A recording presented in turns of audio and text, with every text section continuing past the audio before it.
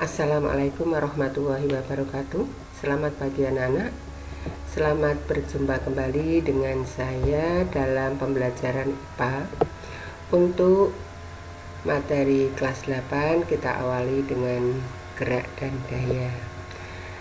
Pada kesempatan kali ini materi yang akan kita pelajari adalah gerak yang meliputi gerak lurus beraturan atau GLB, gerak lurus berubah beraturan atau GLBB, gaya, dan hukum Newton. Tujuan pembelajaran pada kali ini adalah siswa dapat menjelaskan gerak lurus beraturan beserta contohnya. 2. Siswa dapat menjelaskan gerak lurus berubah beraturan beserta contohnya. 3. Siswa dapat menjelaskan kecepatan, kelajuan, percepatan, dan perlambatan. 4. Siswa dapat menerapkan persamaan gerak lurus beraturan dengan benar. 5. Siswa dapat menerapkan persamaan gerak lurus berubah beraturan dengan benar. 6. Siswa dapat menjelaskan tentang gaya dan penerapannya. 7. Siswa dapat mendefinisikan hukum 1, 2, 3 Newton. Benda dikatakan bergerak apabila mengalami perubahan posisi atau kedudukan terhadap titik acuan tertentu.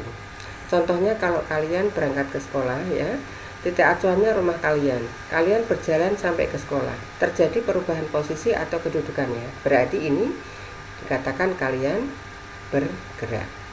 Nah, gerak bersifat relatif tergantung titik acuan yang digunakan. Contohnya begini, misalnya ada 3 anak yang sedang bermain di halaman Ani, Siti, dan Dina. Ani digendong oleh Siti berjalan meninggalkan Dina. Menurut Dina, Ani dan Siti itu bergerak meninggalkan dia. Tetapi menurut Siti, Ani tidak bergerak karena Ani diam di gendongan Siti. Kemudian ada gerak semu. Gerak semu adalah benda yang tampaknya bergerak padahal benda tersebut diam. Contohnya kalau kita naik kendaraan, kendaraan berjalan, tampak pohon-pohon di pinggir jalan itu sepertinya berjalan padahal pohon-pohon itu diam. Yang bergerak adalah mobil atau kendaraan yang kita naiki. Sekarang untuk jarak dan perpindahan. Jarak adalah panjang lintasan yang dilalui oleh benda yang bergerak. Perhatikan gambar.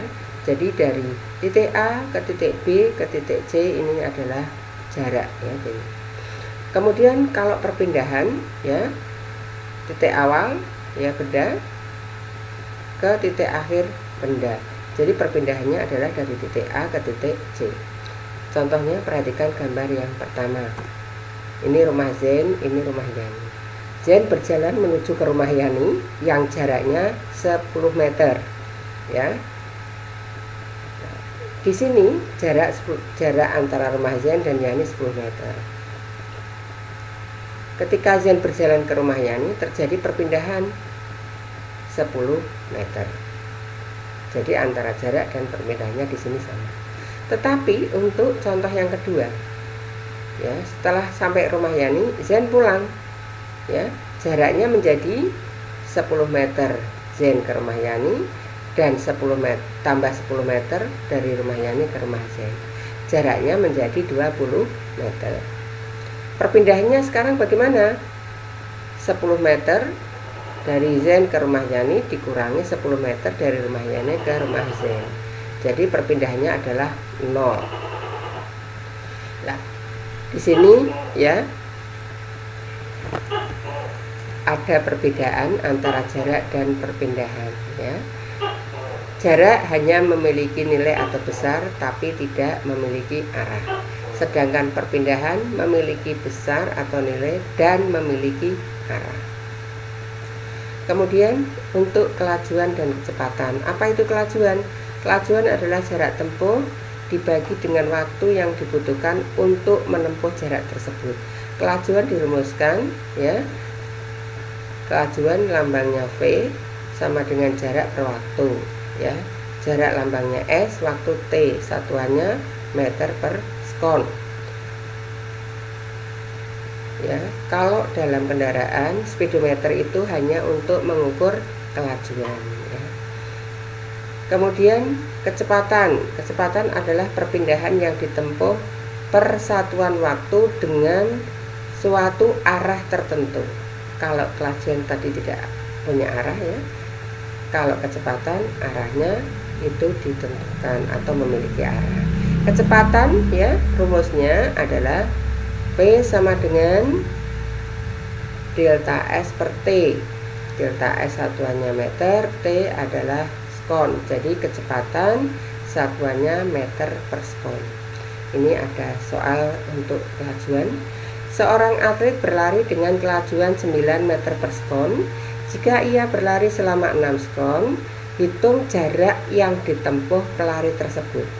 Di sini yang diketahui adalah kelajuan 9 meter per sekon, kemudian waktu berlari 6 sekon, jarak yang ditempuh berapa? Di sini jarak yang ditempuh adalah kecepatan kali waktu tempuh, berarti 9 meter per sekon kali 6 sekon. Jadi jarak yang ditempuh pelari tersebut adalah 54 meter. Untuk soal selanjutnya adalah ya, untuk soal kecepatan. Andi naik sepeda dari rumah ke sekolah sejauh 3 km ditempuh dalam waktu 10 menit. Hitung kecepatan Andi naik sepeda. Ya. Jarak dari rumah Andi ke sekolah 3 km. Ya, dijadikan meter jadi 3000 meter. Butuh waktu 10 menit kali 60 sekon, jadi 600 sekon. Arahnya dari rumah ke sekolah. Jadi di sini kecepatannya adalah 3000 meter dibagi 600 sekon. 5 meter per sekon.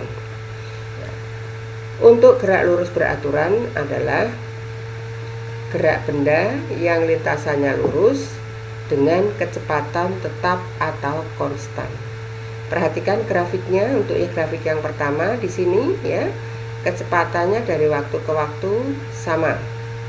Ya. Nah, ini grafik yang kedua, ini jarak terhadap waktu itu juga konstan.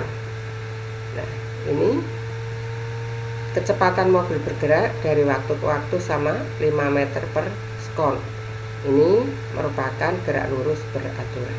Sekarang kita lanjutkan tentang gerak lurus berubah beraturan. Gerak lurus berubah beraturan atau GLBB adalah gerak benda yang kecepatannya berubah, bisa dipercepat, bisa diperlambat. Untuk yang dipercepat contohnya gerak kelereng di bidang miring, kemudian gerak waktu kita naik sepeda di jalan yang menurun tanpa direm, itu gerak dipercepat.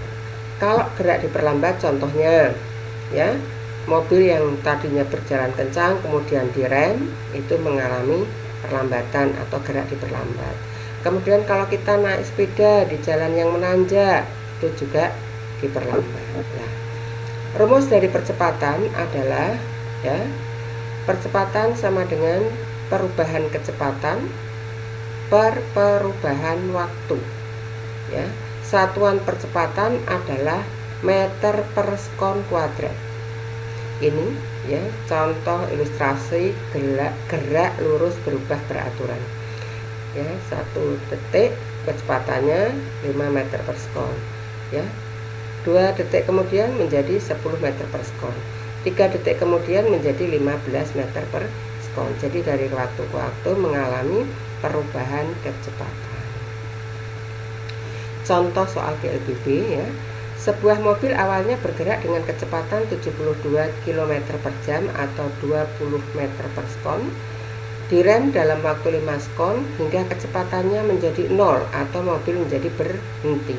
Berapa perubahan kecepatannya yang dialami oleh mobil tersebut? Penyelesaiannya diketahui tadi. Ya, kecepatan awalnya 72 km per jam sama dengan 20 meter per sekon. Kecepatan akhirnya 0 ya, waktu yang dibutuhkan 5 sekon.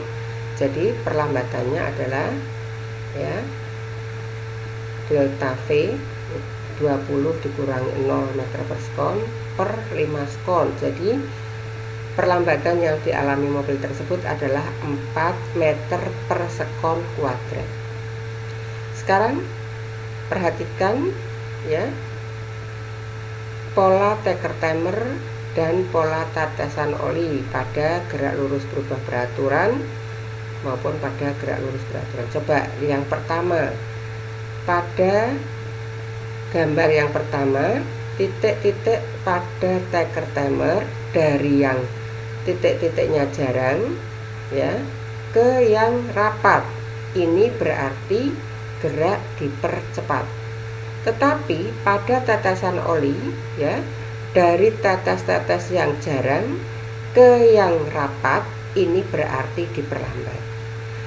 Gambar yang kedua, pada taker timer dari yang titik-titiknya rapat menjadi jarang, ini berarti diperlambat.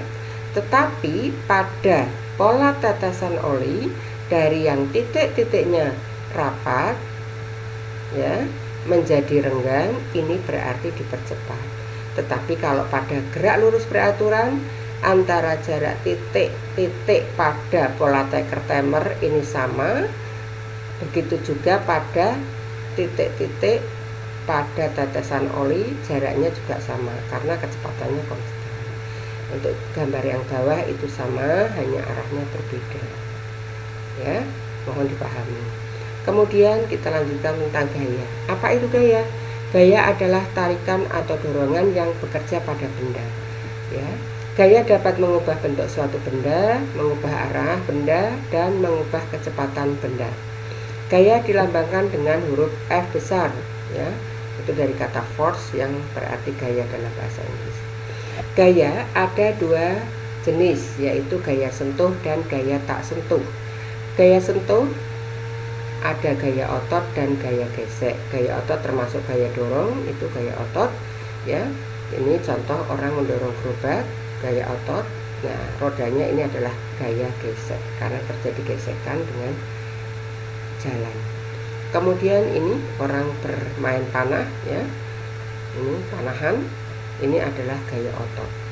Kemudian yang kedua adalah gaya tak sentuh. Contohnya gaya gravitasi dan gaya magnet. Jadi benda-benda yang ada di atas itu akan mengalami akan dipengaruhi oleh gaya gravitasi bumi. Kalau jatuh mesti ke bawah. Ini ada contoh buah yang jatuh ya. Ya, ini karena pengaruh gravitasi bumi mesti jatuhnya ke bawah ya. Kemudian ini adalah gaya magnet. Ini lihat uang logam belum disentuhkan dia akan lari mendekat ya, karena pengaruh gaya magnet. Kemudian untuk resultan gaya ya, untuk gaya-gaya yang searah itu dijumlahkan, untuk gaya-gaya yang berlawanan arah itu dikurangkan. Ini contohnya, ada balok ini ya, bekerja 3 gaya. Gaya yang pertama 20 Newton ke kiri, yang kedua 25 Newton ke kiri. Ini dijumlahkan jadi 45 Newton karena ini searah. Yang satu lagi 50 Newton ke kanan. Nah, resultan gayanya berapa? 50 Newton dikurangi 40 Newton, hasilnya 5 Newton ke kanan. Sekarang kita lanjutkan ke hukum 1 Newton. Persamaannya adalah sigma F sama dengan 0 ya. Hukum 1 Newton terkenal dengan hukum kelembaman ya.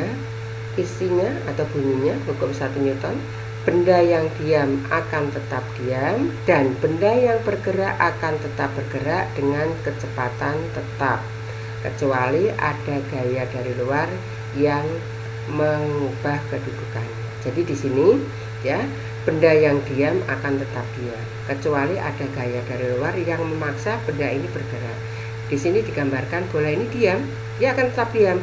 Nah, karena ada gaya dari luar ya, yang dalam hal ini ada anak yang menendang, maka bola ini akan bergerak.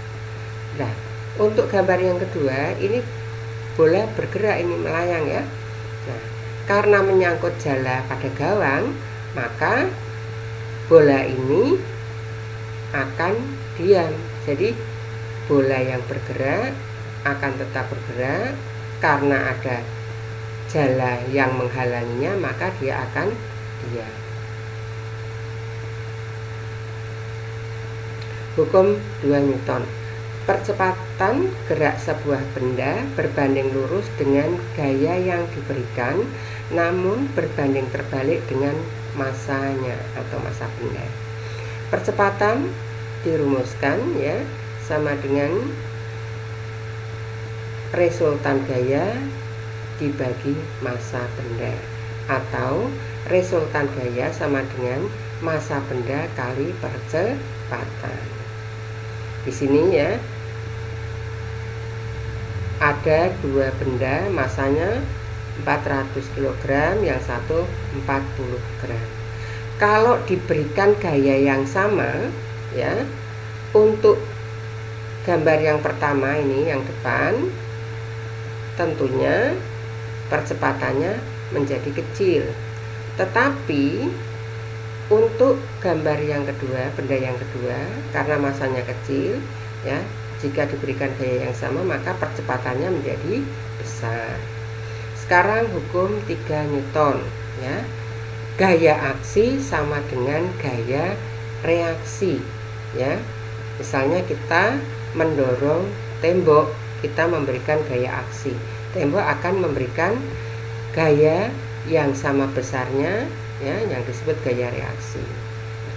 Kemudian dalam kehidupan sehari-hari ketika kita berenang ya, kita mendorong air ke belakang, tangan kita, kaki kita mendorong air ke belakang, maka air akan memberikan reaksi ya yang sama mendorong kita ke depan